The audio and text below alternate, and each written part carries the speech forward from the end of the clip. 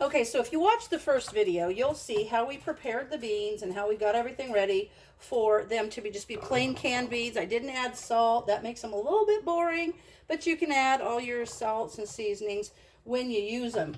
So now what I'm going to do is I'm going to make a tomato sauce that goes over them.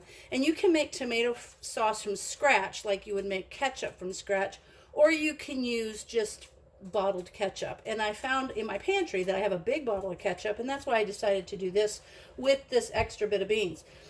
But what I'm going to do, I want to use this Fresh Tech container to do the sauce in, because it'll just be easier than having another dirty thing. So I'm going to go ahead and put the beans in the jars and keep those warm. I'm just going to keep them warm in the canner, setting in a little bit of water just to keep them warm until I have the sauce ready, and then I'll just put the sauce on and seal them. So let me fill the jars and I'll come back. Okay, so now I've got the instructions to make the beans in tomato sauce. Now, if you wanted to do it homemade, you would do a quart of tomato juice, 3 tablespoons of sugar, 2 teaspoons of salt, 1 teaspoon of chopped onion, and a quarter of a teaspoon each of ground cloves, allspice, mace, and cayenne pepper. Those make homemade ketchup, and they're delicious. But I had this full bottle, and luckily, for just doing ketchup with liquid, the cooking liquid, you need 1 cup of tomato ketchup with 3 cups of cooking liquid from the beans. Heat to boiling. So what I have is, I have 9 cups, actually have a little over 9 cups. So 9 cups divided by 3 would be 3. So I need 3 cups of ketchup, which is almost his full bottle. But anyway, so I'm going to put 3 cups of ketchup in with the 9 cups, a little more, of liquid, and I'm going to heat it to boiling, and I'll bring you back, and then we'll cover the beans and we'll can those. Okay, I've got my ketchup ready, and I'm going to mix it in here with the liquid from the beans, and then I'm going to bring it to a boil, and it's going to be so good. But I'm telling you what, if you don't have extra ketchup and you can make the sauce from scratch, it is so good. Anyway, just letting you guys know that. Okay, so that's cooking, and we'll be back in just a minute. Okay guys, so now if you watched my last video, you will have seen how to basically can beans. And the instructions that are there talk about the 2 different ways to rehydrate your beans before you can them. One of them is the one that I like, where you just put it in liquid overnight and follow those instructions. The other one is the quick method.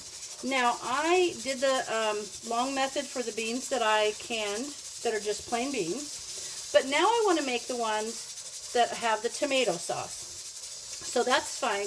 But interestingly, in the book, it has, and I don't question this because I'm not a scientist, I just follow the directions. It has for the beans or peas that are shelled and dried, you know, to do the rehydration, and then clearly it says to put them in for 75 minutes. I think in the beginning of the video I may have said 65, but that's because I was also reading the instructions for the tomato sauce beans. Anyway, 75 minutes. So now I have those canning for 75 minutes. I've got another canner ready, and I did the quick method on these beans that I'm going to use the tomato sauce with, because on the instruction it tells you how much you'll need.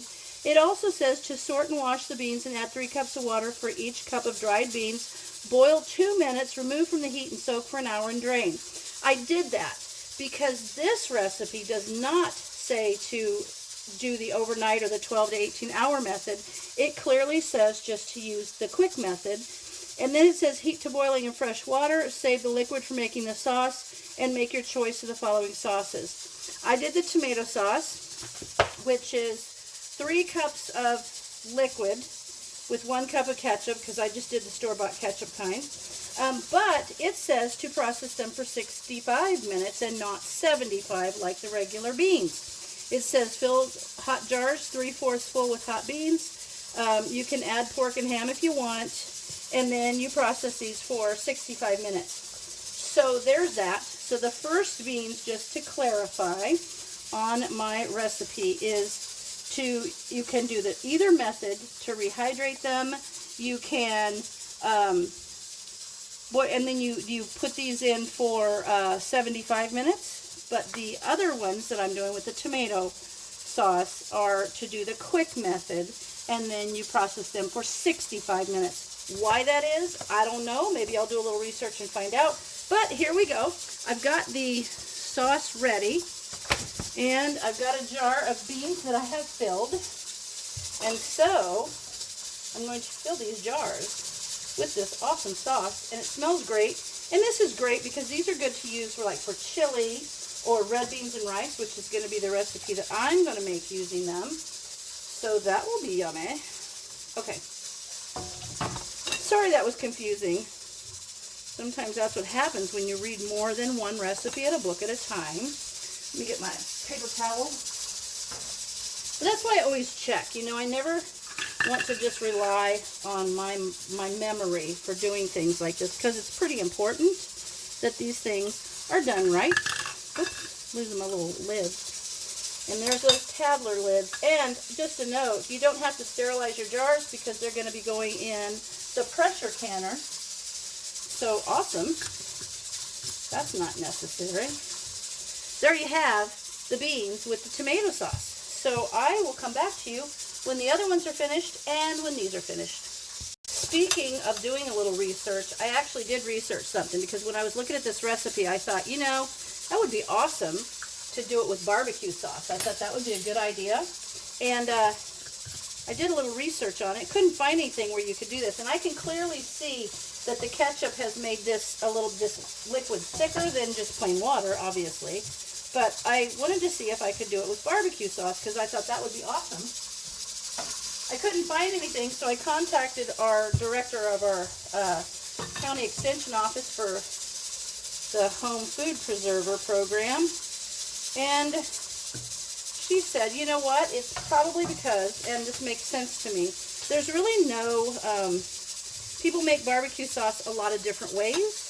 And so it's probably a density issue, because you can see the ketchup thickens this sauce up considerably. So depending upon what's in the barbecue sauce, you don't know if that wouldn't be too thick and create a density issue. So that's why, if you want to add barbecue sauce, you can certainly do it after you open them. So think about that. I actually thought about steak sauce or barbecue sauce, but there's no way to determine the thickness of those. And I guess ketchup is pretty standard.